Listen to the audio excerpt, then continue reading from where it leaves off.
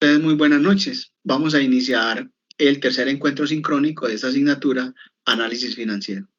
Este grupo corresponde al 2108B04, los grupos 1, 2 y 3. En el día de hoy vamos a mirar el trabajo que tenemos para esta semana, qué es y cuál sería el tiempo que nosotros tenemos, ¿cierto? Cabe recordarles que todos los integrantes del grupo, por favor, ya lo venimos en reiteradas ocasiones, les he venido diciendo lo mismo, y todavía me encuentro personas que no montan la actividad, ¿cierto?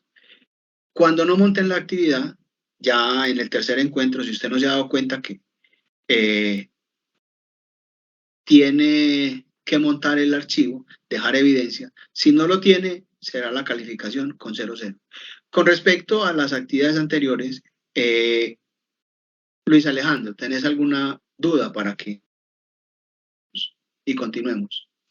Sí, sí, señor. Eh, la, Buenas noches. La duda es puntual si para este ejercicio académico que se terminó el día de ayer, su merced, su expectativa es que se hiciera un análisis global de, obviamente, de toda la información obtenida con los distintos análisis, o se podía hacer un análisis segmentado por cada uno de los puntos de la evaluación.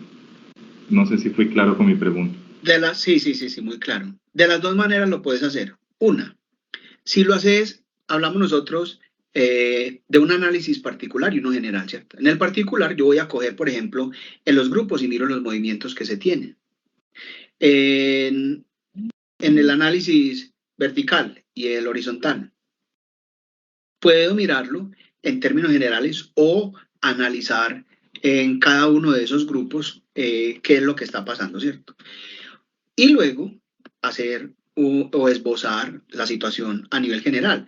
Pero yo puedo tomar atenta nota de ello y de igual manera dar una concepción general, ¿cierto?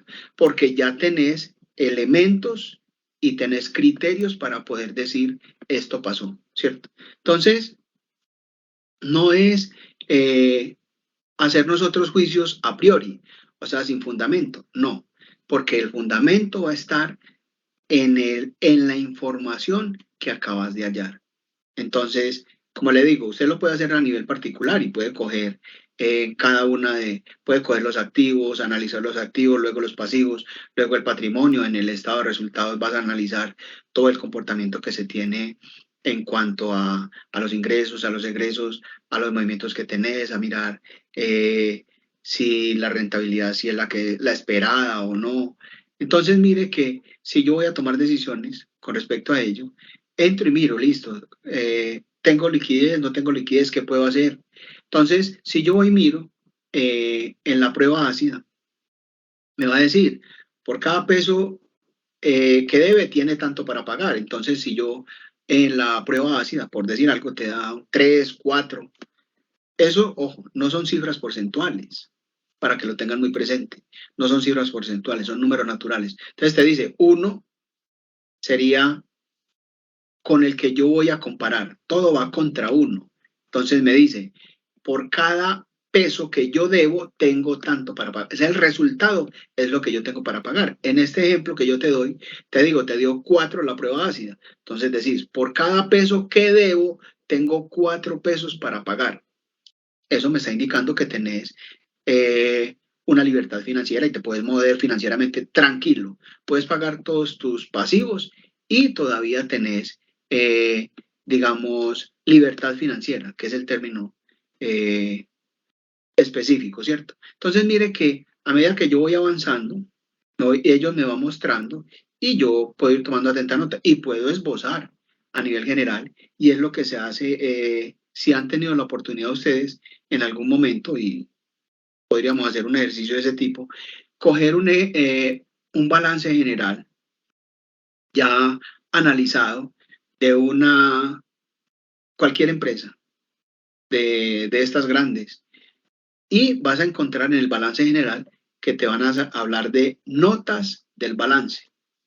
Y las notas del balance serían esas situaciones particulares, para luego ellos, en términos generales, hablarte en un relato coherente, en cifras, eh, la realidad de la empresa. Entonces, mira que de las dos maneras lo podemos hacer. Luis Alejandro. Listo, profe. Sí, entonces a diferencia de los datos que estaba mencionando, entonces los márgenes sí son porcentuales, ¿no? Porque nosotros estuvimos realmente analizando, Sí, sí, leyendo el libro de análisis financiero aplicado y principios de la administración de Ortiz y, muy bueno. y estuvimos haciendo conclusiones sobre esos márgenes. Entonces, sí podíamos haber, digamos, hecho eso, porque pues digamos que el ejercicio como tal puntualmente no lo pedía. Es que a eso voy con el tema de que yo pues hago No, pero normalmente nosotros lo nos que podemos me apoyar, enfoco no nos mucho en lo podemos que quedar ahí. exactamente me pide. Ajá, no nos podemos apoyar ahí solamente en lo que nos dice el profesor. Perdón, Podemos profe, utilizar otras herramientas. Omar. perdón, no, lo que dice Luis Alejandro está muy claro. No lo está pidiendo, pero por ejemplo nosotros también debatimos sobre eso y les decidimos colocar los márgenes, porque yo, aparte de ver el ejercicio y todo acá, y con los compañeros, le pregunté a una persona que sabe de la situación y me dijo que era mejor colocar los márgenes para saber, por ejemplo, con la liquidez de la empresa, qué porcentaje tenía de empresa de fluidez de dinero o entradas de dinero para saber si le pueden hacer un préstamo o algo así, o en la prueba ácida. Y lo mismo nosotros con los otros ejercicios seguidos que teníamos ahí, que era mejor colocarle, ella me aconsejó, es mejor que le coloque el porcentaje para que así tengan la cifra correcta, si la empresa está bien o está funcionalmente con un flujo de caja correcto para hacer préstamo o para cubrir las necesidades que tiene más adelante. Sí, Omar, así es. Y válido tu comentario, ¿cierto? Hay algo muy particular y les voy a colocar así un ejemplo para que continuemos. Usted va a un banco, va a solicitar un préstamo. Ellos, ¿qué es lo que hacen? Simplemente les dan a hacer la prueba ácida. ¿Cuáles serían tus ingresos y qué es lo que usted está debiendo?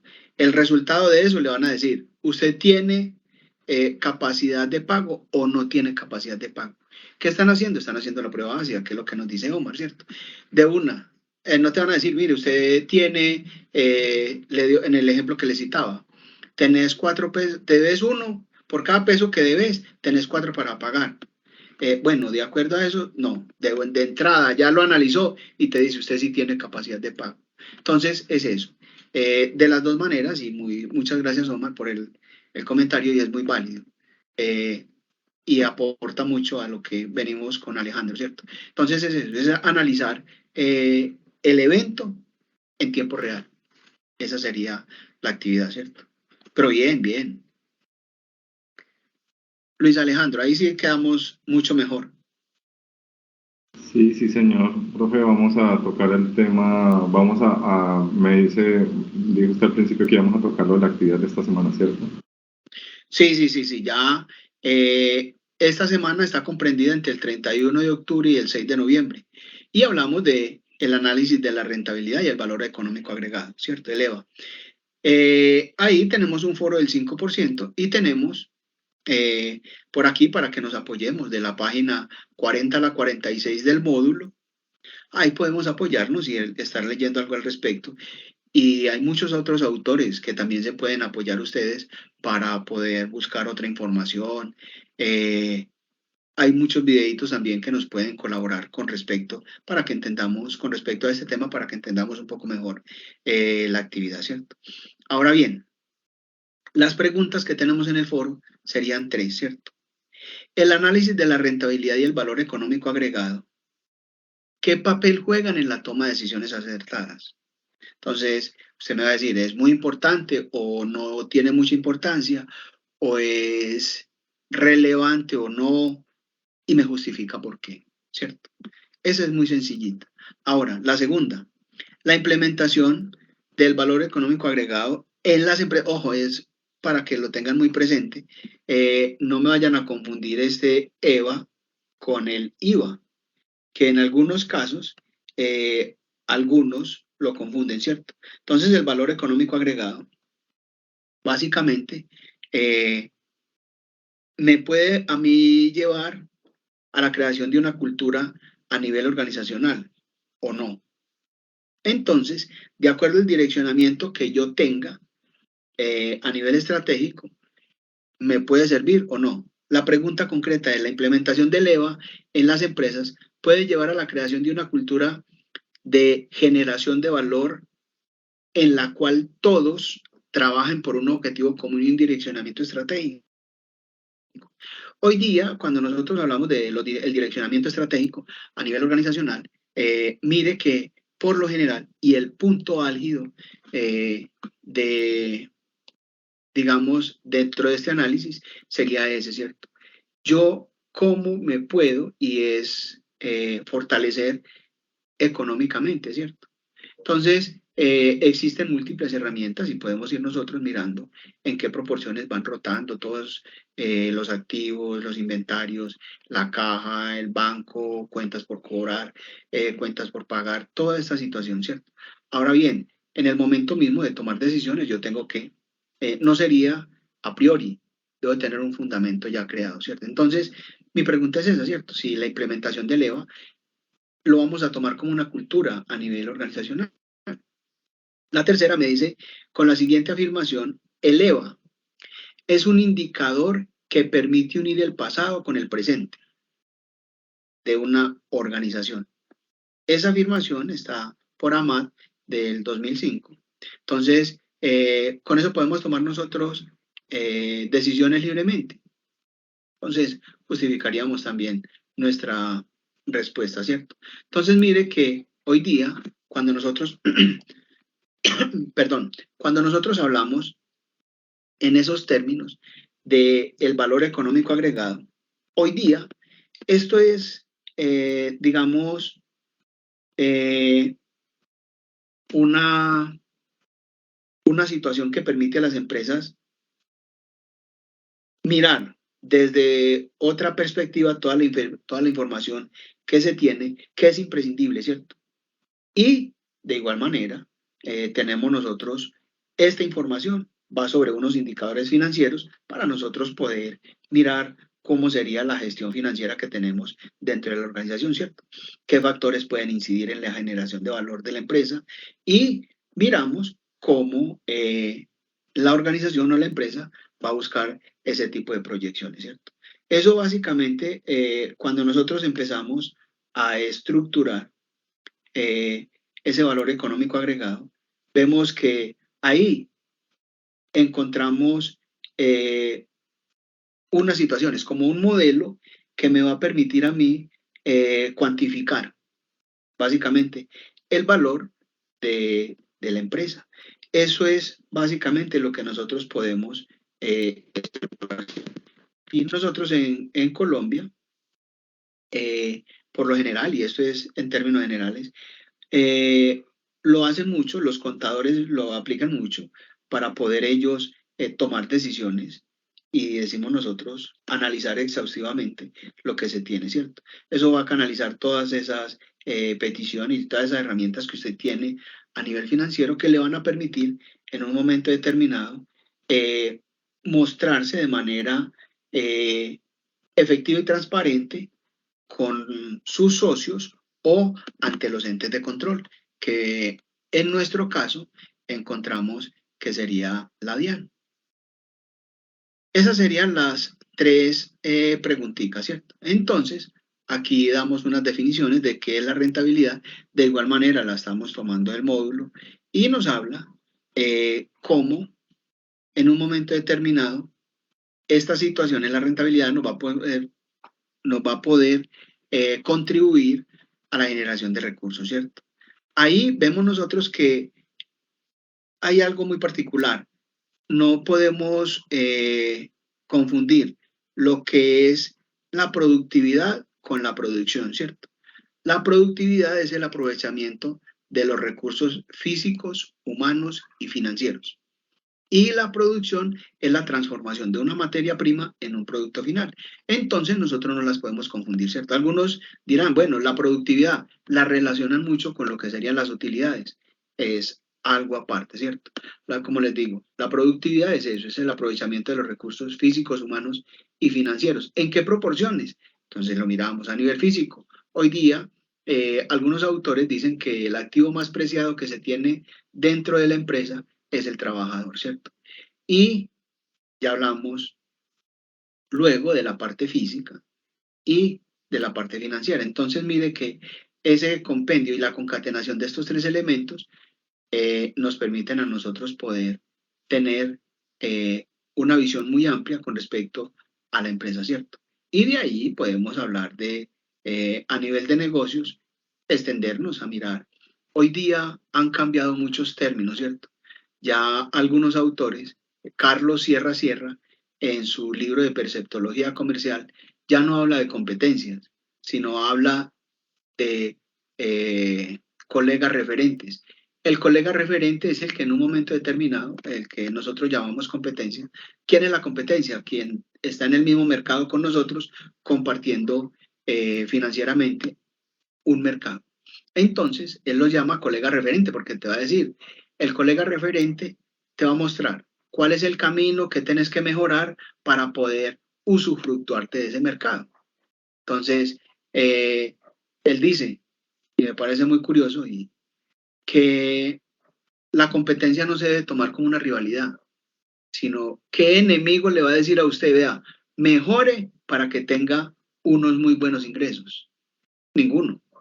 Entonces él dice, es mi colega y es mi referencia para yo poder usufructuarme de un mercado con unos réditos, unas utilidades. Y esas utilidades van ahí a esa rentabilidad, ¿cierto? Entonces, yo puedo en un momento determinado entrar a analizar y a darle, digamos, una orientación adecuada. Yo les voy a pedir 2 segunditos para poder conectar el computador. Vayan leyendo esta diapositiva y luego la miramos.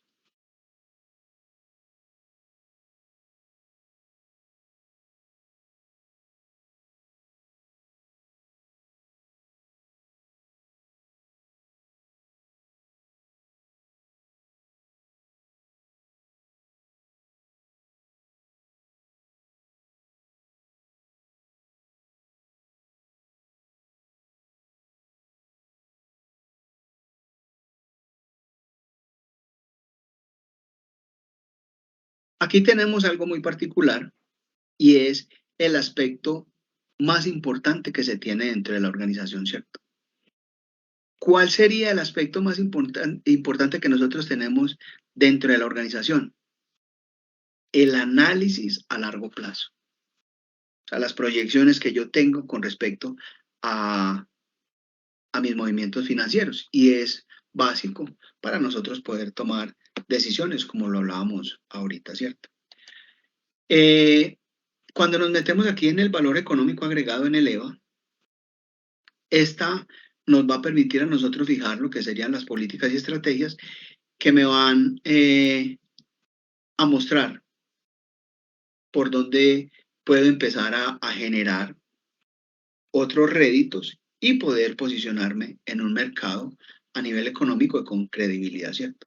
Entonces, todos esos ingresos que nosotros tenemos y asimismo no podemos dejar de lado lo que serían los gastos de todo tipo, ¿cierto? Operacionales y no operacionales dentro de la organización. Y con ello podemos nosotros mirar cómo se va generando ingresos, ¿cierto? Entonces, como nos dice aquí, si a todos los ingresos operacionales se le deducen la totalidad de los gastos operacionales, el valor de los ingresos sería el costo de oportunidad. Yo cómo puedo, y era lo que mirábamos anteriormente en esas proyecciones. Omar. Profe, ¿ese EVA es el EBITDA o tiene otro También nombre? es llamado así, sí. Sí, porque por ejemplo donde yo laboro, siempre miramos el margen, el EBITDA que nos queda mensualmente del total de la facturación y si ya, es que el EBITDA nos quedó de tanto, debe ser de tanto, entonces Por eso yo le estaba preguntando de ese Sí, está sí, sí, sí. confundido ahí. No. Va en la misma. Cuando nosotros hablamos de levita, básicamente, algunos autores lo llaman valor económico agregado. Y empezamos a mirar ese indicador. Algunos, como les digo, algunos autores van a tomar ese indicador económico en los mismos términos. Lo que pasa es que es ahí en inglés, ¿cierto? Esa situación que se tiene. Y eso te va a mostrar también, de igual manera como lo venimos diciendo, me va a mostrar todos los beneficios que tiene la empresa, pues antes de restar todo lo que serían esos intereses y todo lo que tengo por pagar, ¿cierto? De las diferentes deudas contraídas, para así poder tener criterios y poder tomar decisiones, ¿cierto? Entonces, ¿qué debo de tener yo muy presente? Lo que serían los ingresos netos, los intereses, los impuestos, en algunos casos las depreciaciones que se tienen de los activos, de los diferentes activos que nosotros manejamos y las amortizaciones, ¿cierto? Entonces, cuando hablamos de la depreciación de los activos, tenemos activos que se van a depreciar a 20 años, activos que se van a depreciar en 10 años, 5 años. Entonces, aquí no es centrarnos nosotros a mirar eso, lo de la depreciación, porque, como les digo, la depreciación, si la definimos así coloquialmente, sería la pérdida de valor sistemático de un bien, de un activo.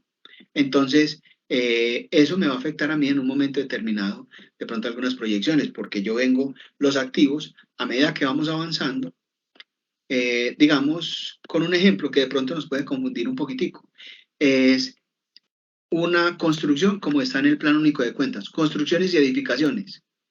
Tiene 3 tipos de valor. Tiene un valor comercial, que es el que le fija usted en el mercado. Tiene un valor contable, que es el que está en libros. Y vamos a tener nosotros un valor catastral. O sea, en el catastro, o sea, dentro de lo que es la base, ya voy, Omar, dentro de lo que es la base para la liquidación de impuestos, está el catastro. Entonces, ese es un valor. Cuando hablamos de el valor comercial, como les decía, es el que yo le pongo a un bien. Y el valor contable es cuando ya se va afectando con la depreciación. Entonces, mire, por ejemplo, un vehículo, la vida útil es el tiempo contable, ojo, contable que un activo puede durar. Entonces, decimos, por ejemplo, para que lo entendamos un poquitico mejor, construcciones y edificaciones son 20 años. A los 21 años, mire lo que le voy a preguntar, a los 21 años, contablemente, ¿cuánto vale un edificio? La vida útil son 20 años. A los 21 años, contablemente, ¿cuánto vale? Muy bien. Pues nada. Nada. ¿Por qué? Contablemente ya se depreció en un 100%. Ahora, si yo lo vendo, ahora comercial, el valor comercial se ha duplicado, se puede haber triplicado, qué sé yo, ¿cierto? Y a nivel de catastro, si no han pasado horas significativas cerca, se va a mantener siempre relativamente estable. Entonces, mire que son 3 tipos de valores que uno va a manejar ahí. Ahora, ¿qué me permite a mí dentro de el análisis de el EVA, ¿cierto? O el EVITA también, como algunos lo manejan? Es simplemente entrar nosotros a analizar en estas proporciones qué beneficios antes de intereses de impuestos yo puedo tener, ¿cierto? Y ahí le restamos las depreciaciones. En el inicio de la unidad hay unos videitos que nos podemos apoyar para nosotros poder responder adecuadamente a estas preguntas. Omar.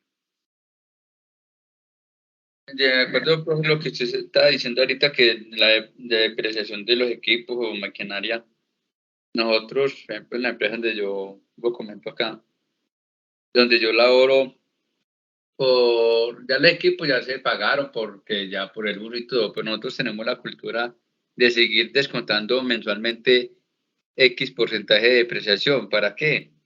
Para cuando el equipo haya que hacer un mantenimiento preventivo o un cambio o repotenciación del equipo, ese dinero nunca se toca por equipo, se deja ahí. Ajá. Cuando se vaya a hacer esa inversión, la empresa no tiene que sacar del flujo de caja normal, sino de la plata que se ha sacado de depreciación de los equipos. Así tengo el equipo 10, 15 o 20 años. Esos son, Omar, eso contablemente llaman provisiones. Yo puedo provisionar sobre ese bien y lo podemos seguir depreciando. Y mire, de igual manera, ¿cierto? En el momento mismo que yo voy y venimos al tema, vamos a hacer la reposición de una maquinaria. Si yo he continuado con ese tipo de situaciones, tengo con qué, ¿cierto? Ahora, voy a vender esta que tengo y voy a comprar otra. Entonces, ese valor, hablamos nosotros de otro tipo de valor cuando estamos haciendo el registro a nivel contable, que le voy a dar ingreso a nivel contable por otro ladito, ¿cierto? Entonces, ya tendría, de acuerdo a ello, ya tenía la posibilidad de vender uno y comprar el otro, ¿cierto? Algunos que hacen cuando van, en un ejemplo, van a comprar un carro. ¿Qué hacen? En retoma, recíbame este y entrégueme el otro y yo le pago el resto. Pero sí hemos tenido la cultura de estar guardándole a eso, al carro, un vehículo, un monto, que eso no es cultura para nosotros. Hacer un ahorro con respecto a las situaciones que tenga su vehículo, que en el momento mismo que requiera algo lo tenga con qué. Mire que eso no es cultura para nosotros. Entonces, hoy día, esas medidas, como nos dice Omar, son buenas porque te van a permitir, como les decía ahorita, moverte financieramente más fácil. Luis Alejandro, este Oscar León es un librito también, se llama Análisis Financiero, muy bueno. En él también se pueden apoyar, ¿cierto? Dice que sostiene que el EVA es un concepto directamente relacionado con el objetivo básico financiero, el cual va a incrementar el patrimonio, ¿cierto? Entonces, lo que se busca es eso, que, como les decía ahorita, que la información quede muy clara, y era lo que hablábamos al inicio, que la información me quede a mí muy clara y a los socios de igual manera, para poder así tener, no andar como decimos nosotros coloquialmente, con rodeos, sino que la situación se analice. Y me parecía muy bueno cuando algunos dentro del análisis colocaban gráficos y yo les colocaba la observación. Los gráficos nos ayudan mucho. Hay gente que es muy, digamos, muy visual y de poco lectura. Entonces, si ven una gráfica, les es más fácil interpretar la gráfica y tomar decisiones por ese lado, ¿cierto? A otros les gusta leer lo que son, como les hablaba, las notas del balance, que también vienen a dar una explicación más amplia y otro concepto, y así sucesivamente, ¿cierto? Oscar León, le sugiero mucho también, ese librito se llama Análisis Financiero, y es muy bueno. No sé si de pronto tienen alguna otra pregunta. Profe, yo solo quería agregar que, gracias, sí señor, sí tengo el libro de León de la cuarta edición, sí, la cuarta edición de 2009, sino que como no tiene la tabla de contenido, entonces se nos ha hecho muy difícil buscar ahí para poder encontrar información, pero sí, le agradezco. La primera parte de Oscar tiene matemáticas financieras. Y en la parte señor. ya final, está todo lo de esto, apalancamiento operativo, apalancamiento financiero, el análisis estructural, el evita, el EVA, todas, de la mitad para adelantico, puedes buscar. Listo, profe, muchas gracias. Vale, con todo el gusto. ¿Alguien más tiene alguna otra pregunta?